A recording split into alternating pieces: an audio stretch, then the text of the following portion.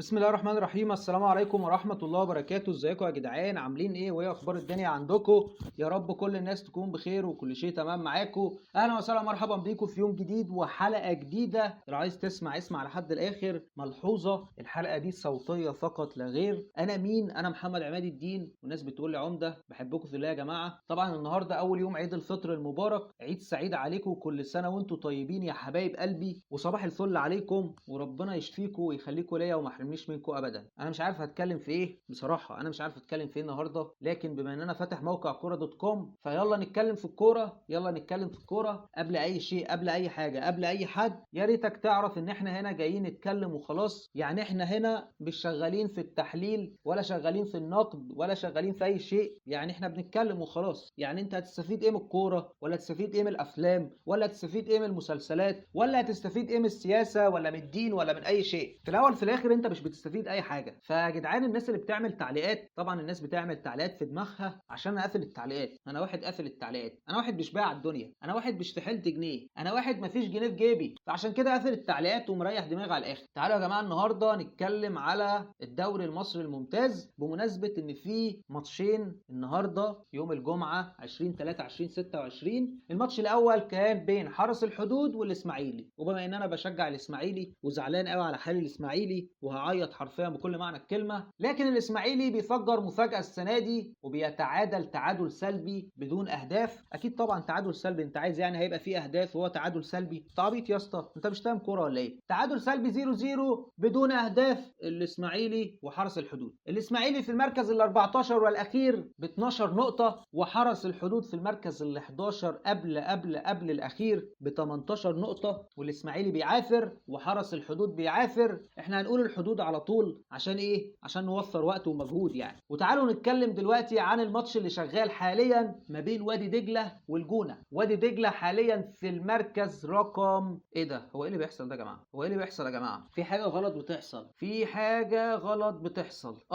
يا جماعه، نسيت اقول لكم ان في دلوقتي في حاجه اسمها ترتيب البطوله وترتيب الهبوط. فمعلش يا جماعه. ايوه يا جماعه، زي ما احنا كده يا جماعه. الحدود حاليا، الحدود في المركز ال 11 ب 18 نقطه، وفي المركز ال 14 الاسماعيلي ب 12 نقطه. فده ترتيب الهبوط، لان هم 21 فريق، فهم مقسمينهم 14 فريق في ترتيب الهبوط وسبع فرق في ترتيب البطوله. نادي وادي دجله في المركز الاول ب 30 نقطه في ترتيب الهبوط، بيلعب حاليا مع نادي الجونه اللي في المركز الثالث ب 29 نقطه في ترتيب الهبوط. هل الاسماعيلي ممكن يعملها السنه دي ويكسب كل الماتشات المتبقيه ليه في ترتيب الهبوط ويقعد السنه دي في الدوري المصري الممتاز، ولا هيهبط السنه دي، ولا هم هيلغوا الهبوط مخصوص عشان الاسماعيلي، ولا ايه اللي هيحصل بالظبط؟ بصراحه مش عارف بصراحه. وزي ما قلت لكم لحد دلوقتي في الدقيقه 35 من زمن اللقاء ما بين وادي دجله والجونه التعادل السلبي 0-0. ندخل بعد كده على ترتيب الهبوط. 14 فريق بدايه من نادي وادي دجله ب 30 نقطه من 21 ماتش، يفوز في 7 ماتشات ويتعادل في 9 ماتشات ويخسر 5 ماتشات ويسجل 23 جون، لكن يدخل مرماه 20 جون بفرق الاهداف 3 اجوان. وعلى فكره يا جماعه، نادي وادي دجله بيلعب حاليا مع نادي الجونه اللي في المركز الثالث زي ما قلنا قبل كده. وندخل بعد كده على المركز الثاني على نادي زد اللي بيدربه حاليا محمد شوقي في المركز الثاني ب 29 نقطه من 20 ماتش، يفوز في 7 ماتشات ويتعادل في 8 ماتشات ويخسر 5 ماتشات، بيسجل 21 جون ويدخل مرماه 16 جون بفرق الاهداف 5 اجوان. وفي المركز الثالث زي ما قلنا قبل كده نادي الجونه اللي بيلعب حاليا مع نادي وادي دجله. وقت تسجيل هذه الحلقه الساعه 8:47 دقيقه بتاريخ 20/3/2026 في اول ايام عيد الاضحى المبارك لموسم 2026. ورمضان كريم وكل سنه وانتم طيبين وعيد سعيد عليكم وكل عام وانتم الى الله اقرب. نادي الجونه حاليا في المركز الثالث ب 29 جون، يلعب 21 ماتش، يفوز في 6 ماتشات ويتعادل في 11 ماتش ويخسر 4 ماتشات ويسجل 16 جون ويدخل مرماه 15 جون بفرق الاهداف جون واحد فقط لا غير. في المركز الرابع نادي البنك الاهلي ب 26 نقطة من 20 ماتش، يفوز في 5 ماتشات ويخسر في 4 ماتشات ويتعادل في 11 ماتش، يدخل مرمى 14 جون ويسجل 18 جون بفرق الاهداف 4 تجوان. في المركز الخامس نادي بتروجيت البترولي ب 25 نقطة من 20 ماتش، يفوز في 5 ماتشات ويخسر زيهم في 5 ماتشات ويتعادل في 10 ماتشات،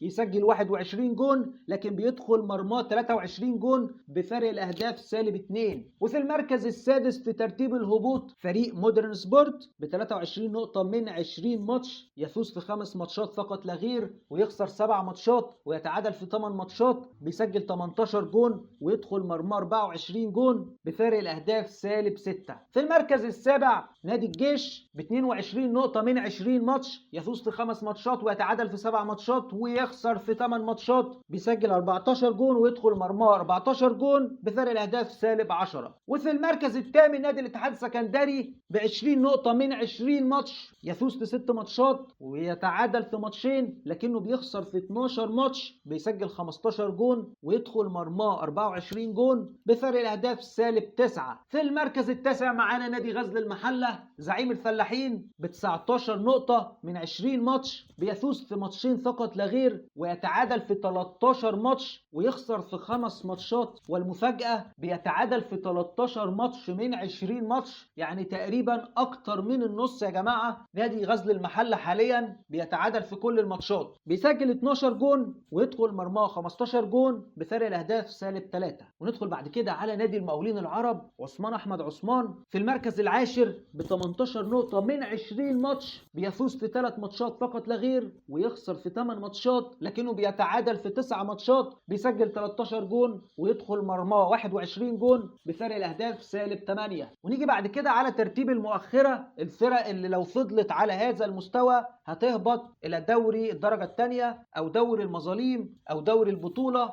او دوري المحترفين او سميه زي ما تسميه. اول حاجه في المركز ال11 معانا نادي حرس الحدود ب 18 نقطه من 21 ماتش، بيفوز في 4 ماتشات فقط لا غير ويتعادل في 6 ماتشات لكنه بيخسر في 11 ماتش، بيسجل 15 جون ويدخل مرماه 29 جون بفرق اهداف -14. وعلى فكره يا جماعه النهارده نادي حرس الحدود كان بيلعب مع نادي الاسماعيلي وتعادلوا تعادل سلبي بدون اي اهداف. وفي المركز ال12 من الاسماعيليه كهرباء الاسماعيليه لاول مره ليه في الدوري الممتاز ب 16 نقطه في المركز ال12 من 20 ماتش، بيخسر 12 ماتش ويتعادل في 4 ماتشات ويفوز في 4 ماتشات زيهم، بيسجل 22 جون ويدخل مرماه 37 جون بفرق الاهداف -15. وفي المركز ال13 نادي فاركو ب 15 نقطة من 20 ماتش، بيكسب ماتشين فقط لا غير وبيخسر 9 ماتشات وبيتعادل 9 ماتشات زيهم، بيسجل 8 تجوان فقط لا غير وبيدخل مرماه 22 جون بفرق الاهداف -14.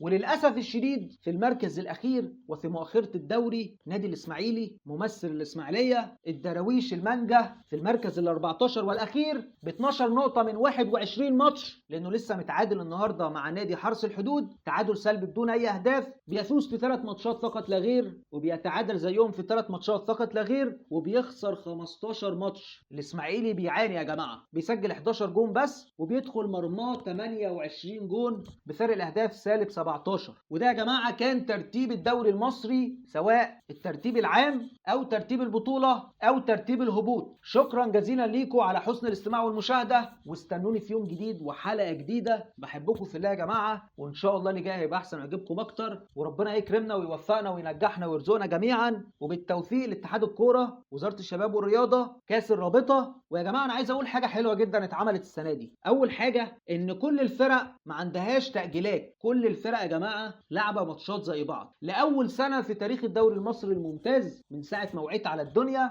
ما عرضش قبلها كان بيحصل ايه، ان نادي الزمالك ونادي الاهلي وبقيه الانديه زي بيراميدز والمصري وسموحه وانبي وسيراميكا كليوباترا وخلافه من الانديه، كل الفرق تكون لعبه نفس عدد الماتشات، مفيش اي تاجيلات. كل الفرق يعني عندك مثلا في الترتيب العام كل الفرق لعبه 20 ماتش، في ترتيب البطوله كل الفرق لعبه 20 ماتش، وترتيب الهبوط كل الفرق لعبه 20 ماتش باستثناء نادي وادي دجله ونادي الجونه اللي بيلعبوا حاليا وقت تسجيل هذه الحلقه، وهم حاليا يا جماعه في الدقيقه ال45 او حاجه زي كده حاليا في وقت الاستراحه، وده بحسب موقع كوره، وده نقلا عن موقع كوره.com.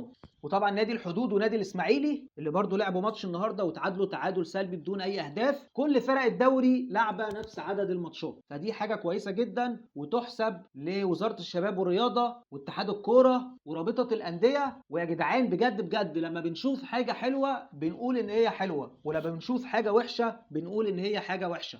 تمام، فبنشكرهم يا جماعه على اللي هم عاملينه، يعني حاجه كويسه جدا وربنا يخليهم لينا يا جماعه.